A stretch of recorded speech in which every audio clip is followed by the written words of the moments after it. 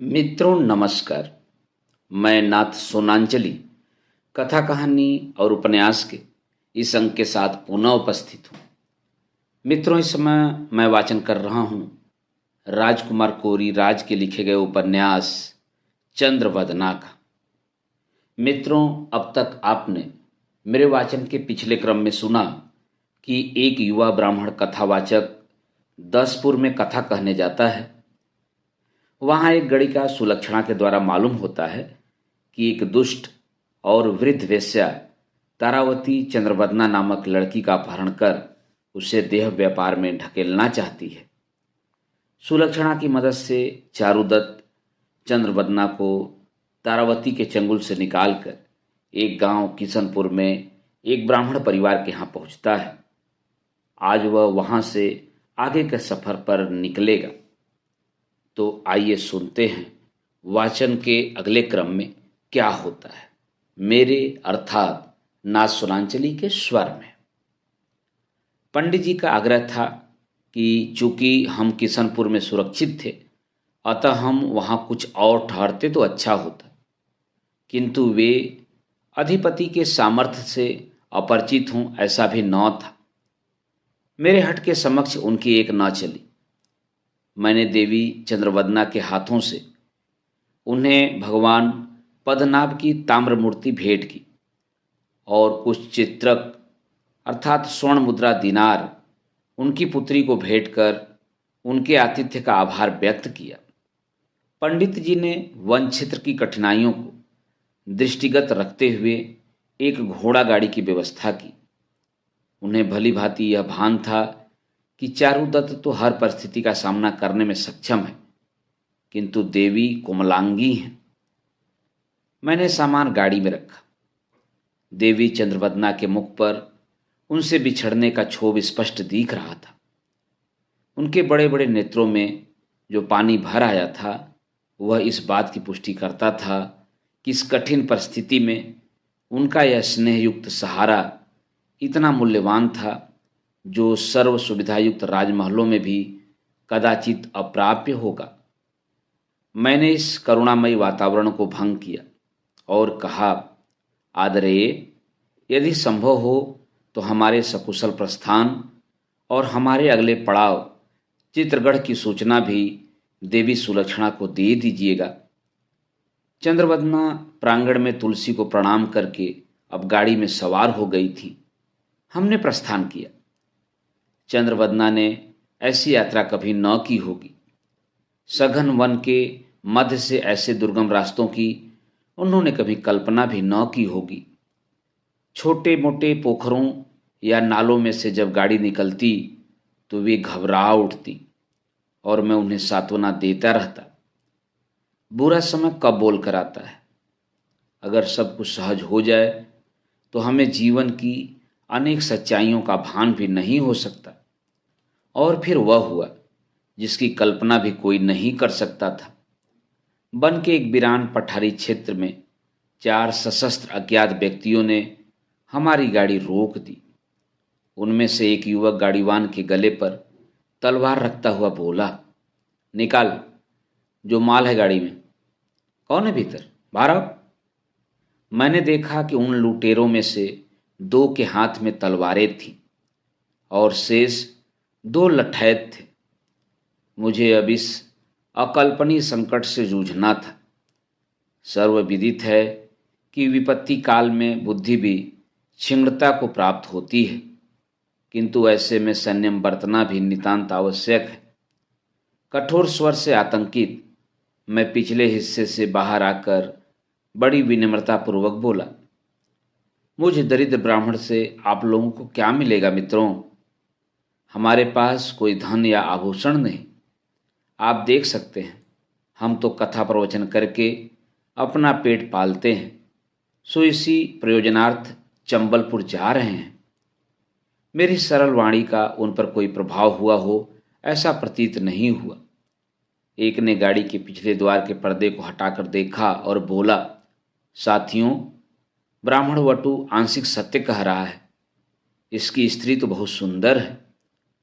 सामने गाड़ीवान पर तलवार अड़ाए हुए व्यक्ति पीछे की ओर आया और बोला, अच्छा, तनिक मैं भी तो देखूं।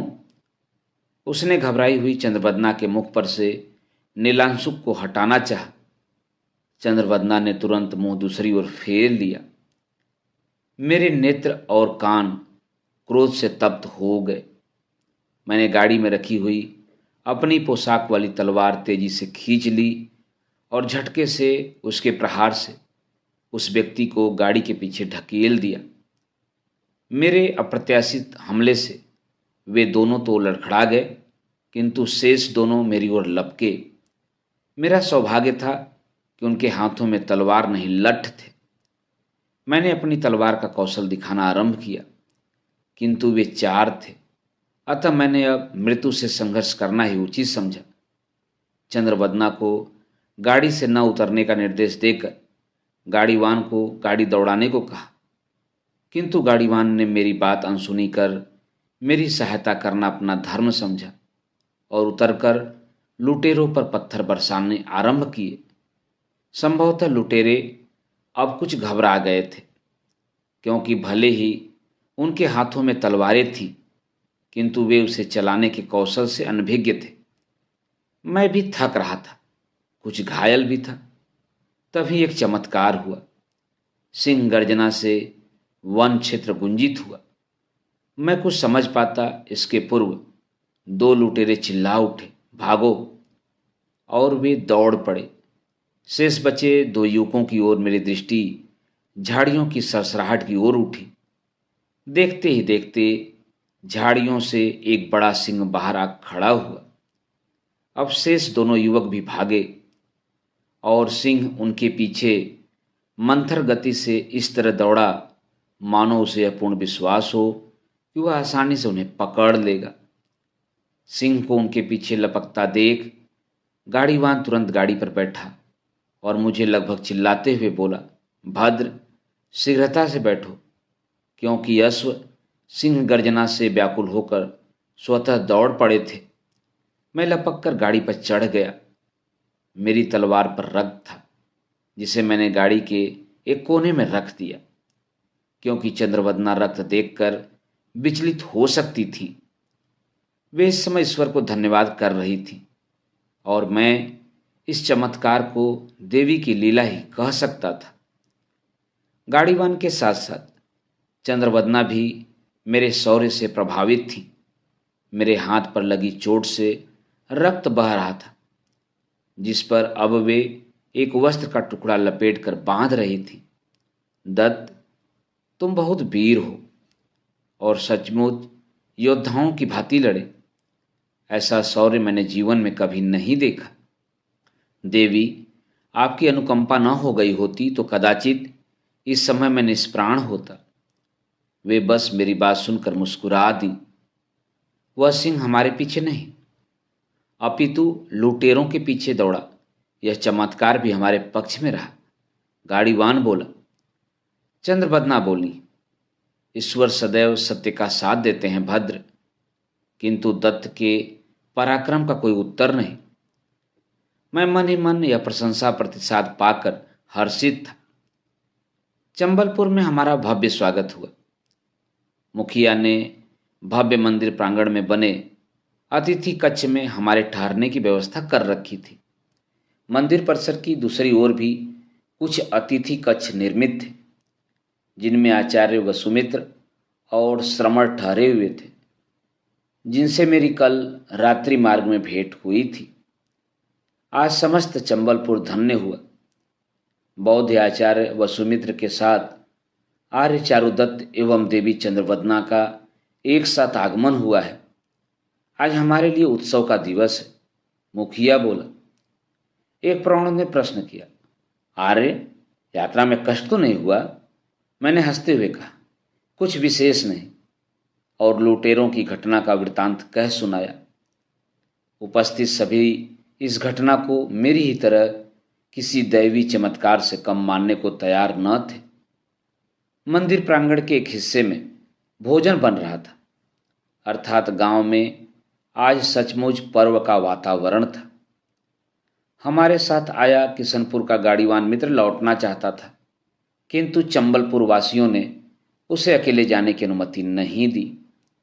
मुखिया गाड़ीवान से बोला, हमारे 4 व्यक्ति कल किशनपुर को जाना चाहते हैं, आप उनके साथ जाइएगा। मुझे भी यह बात जच गई। मैंने भी सहमति दर्शाते हुए उसे रोक लिया। मैं आचार्य वसुमित्र से मिला। उनसे कितनी ही बातों पर मेरा विमर्श हुआ। वे मुझसे मिलकर बहुत प्रसन्न दिखाई देते थे।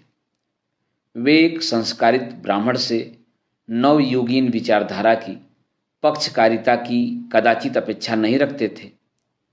मुझे भी आचार्य वसुमित्र में एक सुलझे हुए व्यक्तित्व के दर्शन हुए।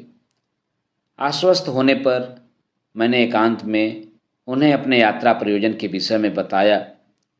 उनके ललाट पर चिंता के भाव आए। वे बोले, हे दत्त, पुरुष प्रधान समाज में नारी कब तक इस दुर्दशा को प्राप्त होती रहेगी, यह कह पाना असंभव है। किंतु लक्ष्य की प्रतिपूर्ति हमारा प्रथम कर्तव्य होना चाहिए। मैं आपके इस अदम्य साहस और कर्तव्य निष्ठा से बहुत प्रभावित हूँ। मुझसे अगर कोई सहायता चाहिए तो मैं सहर्ष तैयार हूँ। चौथे पहर मंदिर प्रांगण में गांव के लोग एकत्र हुए। सभी आयु के महिला पुरुष उपस्थित थे। यद्यपि कोई पूर्व घोषित कार्यक्रम नहीं था, फिर भी लोग आचार्य वसुमित्र को सुनने एकत्र हुए थे अथवा देवी चंद्रवदना के दर्शनार्थ, यह कह पाना दुष्कर था। देखते ही देखते यह एक प्रकार की विचार गोष्ठी सी बन गई। बौद्ध धर्म की अनेक नीतियाँ मुझे प्रभावित करती हैं, अतः मैं आचार्य के पार्श्व में बैठा उन्हें एक श्रोता की भांति सुन रहा था। आचार्य ने तथागत के उपदेशों को बहुत सरल भाषा में लोगों के समक्ष रखा। उन्होंने पंचशील सिद्धांतों की सुंदर सोदाहरण व्याख्या की। पारमिताओं के अनुपालन पर उनके सटीक उदाहरण किसी भी व्यक्ति के बुद्ध हो जाने का मार्ग बन सकते थे। देवी चंद्रवदना महिला वर्ग में बैठी आचार्य वसुमित्र को गंभीरता से सुन रही थी। सहसा जनसामान्य को संबोधित करते हुए आचार्य वसुमित्र ने कहा, मैं अब आर्यवर चारुदत्त से निवेदन करता हूँ कि वे अपने कुछ विचार हम सभी के समक्ष रखें। मैं इस अप्रत्याशित निवेदन पर अचंभित था। मैं असहमति जताया। इसके पूर्व ही मुखिया जी और कुछ जन सामान्य भी आचार्य वसुमित्र के समर्थन में सुर मिला बैठे थे। मैं अब आग्रह टाल नहीं सकता था। मैं किंचित संकोच में था, क्योंकि मैं ठहरा एक कथावाचक ब्राह्मण और मेरे समक्ष एक बौद्ध आचार्य। प्रायः ऐसी गोष्ठियाँ वाद विवाद की जननी होती हैं। फिर यह कोई शास्त्रार्थ का मंच भी नहीं था और मैं अकिंचन इस योग्य भी नहीं था। आचार्य वसुमित्र मानो मेरे मन को भाप गए और बोले, संकोच न करें आर्यवर, यह तो मात्र भावनाओं को समझने एवं अपने विचार रखने का अवसर है। ऐसे ही वार्तालाप से हमें अपने भीतर झांकने का भी अवसर मिलता है। निसंकोच अपने उद्गार व्यक्त करें। आचार्य के पार्श्व में बैठकर मैंने अपना औपचारिक उद्बोधन आरंभ किया। सज्जनों एवं देवियों, मैं आचार्य वसुमित्र के कहने पर निज विचार आपके समक्ष रख रहा हूँ। मैं यह भी दावा नहीं करता कि यह सब सत्य है। मेरी यह लालसा भी नहीं कि सभी मेरी ही भांति सोचने का प्रयास करें। मेरी अल्पबुद्धि यह कहती है कि हमारी मान्यताएं विकसित होकर एक धर्म का रूप ले लेती हैं। वसुधा पर किसी ईश्वर का जन्म लेना इस सृष्टि का एक नियम रहा है। राम हों, कृष्ण हों, महावीर हों अथवा बुद्ध, सभी का विशेष जीवन दर्शन है, जिसका एक शतांश भी मानव के जीवन को सफल बना सकता है। आत्मा के अस्तित्व को स्वीकारना अथवा नकारना व्यक्तिगत या सामूहिक मत हो सकता है। गृहस्थ होना न होना व्यक्तिगत निर्णय हो सकता है, किंतु एक भृगुवंशी ब्राह्मण और सनातनी सभ्यता का अनुपालक होकर भी मैं निज चिंतन में सनातन धर्म या पद्धति में अनेकानेक विसंगतियां पाता हूँ। संभव है यह कालांतर में अनुगामियों के निज स्वार्थ से उत्पन्न हुई हूँ। किंतु मैं तथागत के अनेक विचारों, सिद्धांतों, पारमिताओं का प्रबल समर्थक रहा हूँ। अपने प्रवचन या कथावाचन में मैं तटस्थ होकर अपनी बात कहने में विश्वास रखता हूँ। मैं धार्मिक कथाओं के पृष्ठभूमि में छुपे मर्म और शिक्षा को अधिक महत्व देता हूँ। त्रेता अथवा द्वापर युग में बाल विवाह प्रथा या सती प्रथा का अस्तित्व ही नहीं था, किंतु इस युग में है। यदि मेरा विवेक श्री राम को मर्यादा पुरुषोत्तम स्वीकार करता है तो सीता की पीड़ा के लिए मैं मुख नहीं मोड़ सकता। मैं ऋषि गौतम के क्रोध पर अहिल्या को पत्थर होते नहीं देख सकता। मैं द्रौपदी, कुंती, सत्यवती, अम्बा अथवा यशोधरा के घावों को किसी तर्क वितर्क के लेप अथवा उपचार से भर नहीं सकता और न ही अनदेखा कर सकता हूँ। मेरा मत है कि मैं चाहकर भी बुद्ध या महावीर जैसा महान नहीं हो सकता। सांसारिक सुख और उसका भोग भी मेरी दृष्टि में किसी तप से कमतर नहीं। इच्छाओं का समन अथवा दमन मेरी दृष्टि में ईश्वरीय देन का अपमान है। बलि भी एक निर्मम कृत्य है। जीव हत्या निंदनीय है। मद्यपान, लोभ पर विजय के साथ क्षमा, सत्य, दान और दृढ़ संकल्प जैसी पारमिताओं को हमें अपने आचरण में ढालने की आवश्यकता है। किंतु मैं देखता हूँ कि आजकल पंथ, मार्ग अथवा धर्मों की विचारधाराओं की नदी अपने प्रबल वेग से मद में मानवता को तट पर ढकेल रही है और इसके पीछे सबसे बड़ा कारण है अर्थलोभ और प्रतिष्ठा का मद। पर यह अनुशोचना का विषय है कि बौद्ध धर्म भी उत्तरोत्तर इसी ओर गतिमान दिख पड़ता है, जो सोचनी ही नहीं अपितु चिंताजनक भी है। मैं निज व्यवहार में कुतर्कों का सहारा लेने के स्थान पर क्षमा मांगने में अधिक विश्वास रखता हूँ, क्योंकि मेरे गुरुदेव कहते हैं कुतर्क सदैव सद्विचारों का दवाग्नि होते हैं। सत्य एवं कर्म की प्रधानता एवं कुरीतियों का तिरस्कार ही इस युग में मैंने अपना धर्म बनाया है। आचार्य व सुमित्र के समक्ष यदि मेरे विचारों से कोई आहत हुआ हो तो मैं करबद्ध क्षमा चाहता हूँ। इसे मेरी अल्प बुद्धि जानकर अनसुना करे। मैंने अपना उद्बोधन समाप्त किया। आचार्य व सुमित्र ने उठकर मुझे गले लगा लिया। दत्त, मैंने इतना स्पष्ट व्यक्ति अपने जीवन में नहीं देखा। मैं धन्य हुआ तुमसे मिलकर। मैंने अनेक ब्राह्मणों से समय समय पर वाद विवाद अथवा तर्क वितर्क किए हैं, किंतु विषयों के मूल पर विभिन्न दृष्टिकोणों से विचार करने वाला युवक मैंने पहली बार देखा है। तुम धन्य हो चारुदत्त, धन्य हो। ईश्वर तुम्हें सदैव सफल करे। मैं आचार्य के इस व्यवहार पर मुग्ध था।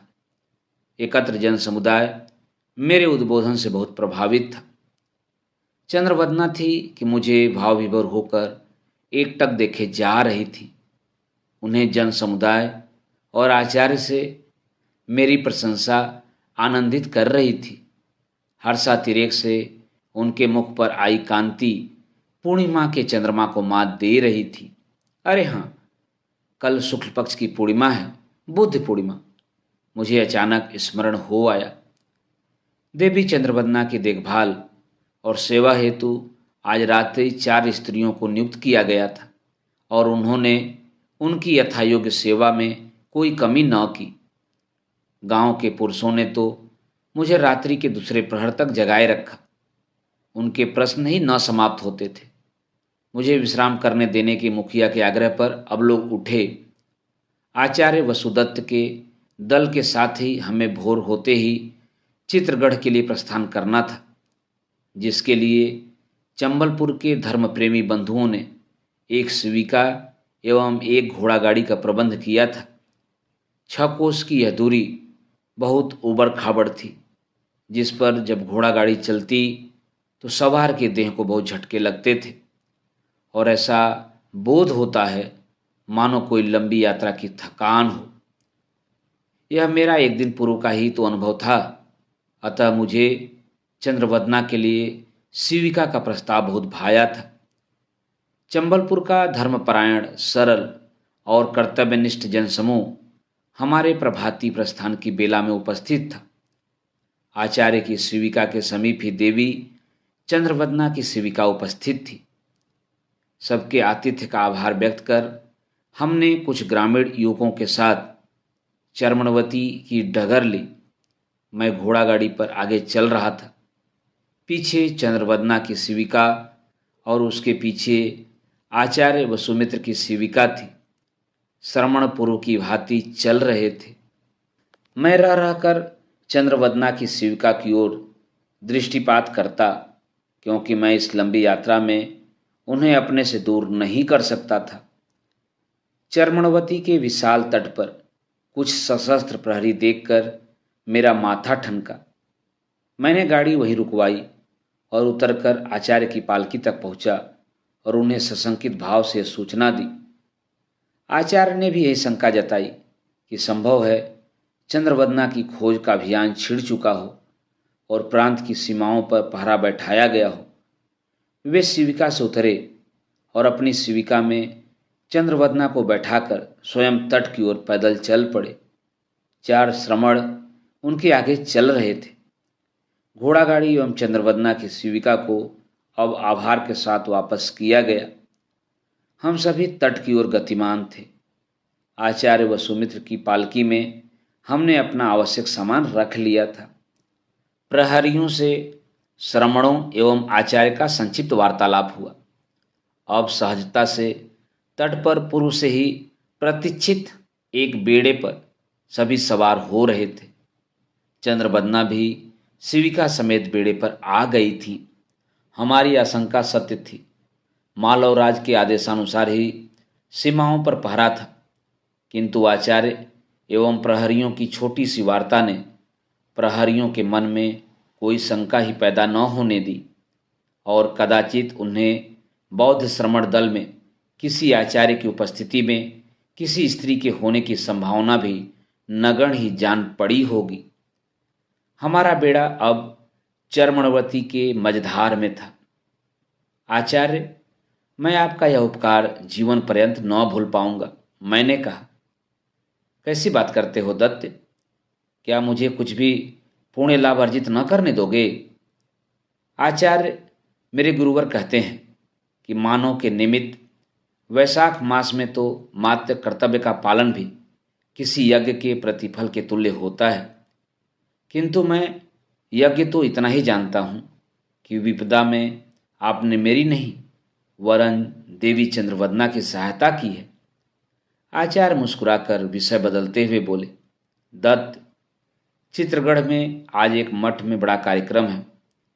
अगर कोई दुविधा न हो तो मैं आपके ठहरने की गोपनीय, सुरक्षित एवं उत्तम व्यवस्था कर सकता हूँ। आचार्य, मैं तो स्वयं नहीं विचार कर पा रहा हूँ कि मालवा प्रांत की सीमा से बाहर आकर मेरा अगला लक्ष्य क्या होगा। अगर तत्काल की व्यवस्था हो जाए तो मैं अगली योजना बनाकर प्रस्थान करूंगा, मैंने कहा। चित्रगढ़ में बौद्ध मठ के समीप एक धर्मशाला में हमारे ठहरने की व्यवस्था की गई थी। यद्यपि अब चंद्रवदना को अपनी पहचान भी छुपाने की आवश्यकता न थी। वे यहाँ अब अपनी वास्तविक पहचान के अनुसार राजगिरी के प्रसिद्ध आभूषण व्यापारी रत्नसेन की पुत्री थी। हाँ, किंतु यहाँ मैं भी उनके साथ था एवं एक नितांत अपरिचित व्यक्ति का उनके साथ होना उनके मान को कलुषित कर सकता था। अतः मैंने यहाँ स्वयं को उनका सेवक ही बताने का निश्चय कर रखा था। धर्मशाला के मध्य में एक विशाल बगिया थी, जिसमें एक शिव पार्वती मंदिर था। स्नानोपरांत हम दोनों ने दर्शन लाभ लिया और बगिया में निश्चिंतता से बैठ गए। आज यह प्रथम अवसर था जब देवी और इसके सेवक के साथ कोई अन्य व्यक्ति उपस्थित न था। यहाँ हम अपनी अग्रिम योजना का विस्तार दे सकते थे। यह रात्रि के प्रथम प्रहर के आगमन का समय था। सूर्य प्रकाश अब मानो मृत प्राय था। वातावरण में एक उमस थी, हवा में एक उष्णता थी, किंतु बगिया की हरित भूमि पर मानो एक शीतलता की देवी मेरे समक्ष अधिष्ठित थी। उनका मुखमंडल प्रभातकालीन नवमल्लिका की भांति खिला था। ललाटपट की वलियां पूर्ण रूप से विलीन हो चुकी थीं। निश्चिंतता के भाव उनके रूप को विशिष्ट और अभूतपूर्व तेज प्रदान कर रहे थे। दत्त, सचमुच तुमने मेरे लिए जितने कष्ट उठा रखे हैं उनका मूल्य मेरा प्राणोत्सर्ग भी कदाचित न चुका पाए। मैंने बीच में उन्हें टोका। कैसी बातें करती हैं तत्रभवती? क्या मेरे कर्तव्य के निर्वहन के लिए मैं सुख दुख आराम कष्ट जैसे तुच्छ विषयों पर विचारूंगा? मैं यहाँ एक उत्तरदायित्व का निर्वहन कर रहा हूँ जिसके लिए मैं वचनबद्ध भी हूँ और प्रतिबद्ध भी। मैं जब तक आपको आपके पालकों को न सौंप दूँ तब तक मैं आपका अभिभावक हूँ और आपका सानिध्य मेरे लिए किसी ईश्वरीय वरदान अथवा पुरस्कार से कम नहीं। कितना वाक चातुर्य है तुम्हारे पास दत्त, वे बोली। एक तथ्य की इतनी विशाल व्याख्या कोई असाधारण मानव ही कर सकता है। कल मैंने तुम्हें आचार्य वसुदत्त के समक्ष अपना वक्तव्य रखते देखा और श्रवण किया तो मुझे अनुभव हुआ कि तुम्हारा ज्ञान सतही नहीं है। जिस कुशलता से तुमने तलवार चलाई वो मात्र कौशल नहीं था अपितु एक अदम्य साहस का परिचायक था जिसमें तुमने अपने प्राण हथेलियों पर उठा रखे थे। जिस तरह एक लुटेरे ने मेरे अंगूठन को हटाने का प्रयत्न किया उस समय तुम्हारे क्रोध की कोई इयत्ता न थी। ये सब मेरे मन में तुम्हारे किसी विशिष्ट व्यक्ति के नहीं, किसी अति विशिष्ट और असाधारण व्यक्ति के होने का अनुभव जगाते हैं। तुम व्यक्ति नहीं, व्यक्तित्व हो दत्त। मेरे प्रति आपकी उस उत्तम विचारधारा ने मुझे और ऊर्जान्वित कर दिया है देवी। मैं बोल पड़ा। अच्छा तो दत्त, यह कहो कि अब आगे की क्या योजना है? वे बोली। मैंने अपने हृदय के उद्गार रखे। सर्वप्रथम मुझे चित्रगढ़ के पुरपाल से भेंट करना है और यह कार्य आसान नहीं है। पुरपाल नगर का प्रमुख और नगरीय निर्णय लेने हेतु स्वतंत्र होता है। वह कुछ राह सुझा सकता है किंतु कोई भी रहस्य बताने के पूर्व मुझे उसके मन की टोह लेनी होगी। क्या पता वह कैसा व्यक्ति हो। कैसे मिलोगे तुम पुरपाल से दत्त? मैं कल आचार्य वसुदत्त से मिलूंगा। यहाँ उनका बहुत आदर है। इसके बाद ही हम कोई व्यक्तिगत निर्णय लेंगे अथवा नई योजना बनाकर अमल करेंगे। धर्मशाला में बहुत सात्विक भोजन हुआ। चंद्रवदना के विशिष्ट कमरे के बाहर द्वार के समक्ष बरामदे को मैंने अपना शयन कक्ष बनाया जिससे किसी भी प्रकार की आहट से मैं सचेत रह सकूं। अनेक विचारों को हृदय में लिए हुए मैं अगले ही दिवस दूसरे प्रहर के पूर्वार्ध में आचार्य वसुमित्र से भेंट करने पहुंच गया। मुझे अविलंब उनके कक्ष में भेजा गया। इस समय वे आज के कार्यक्रम की रूपरेखा पर 2-3 युवकों से वार्ता कर रहे थे। मुझे देख सहसा उनके मुख पर हर्ष की लहर दौड़ गई। आओ आओ, स्वागत है चारुदत्त, आसन ग्रहण करो। मैं अभिवादन करता हुआ मुस्कुराकर बैठ गया।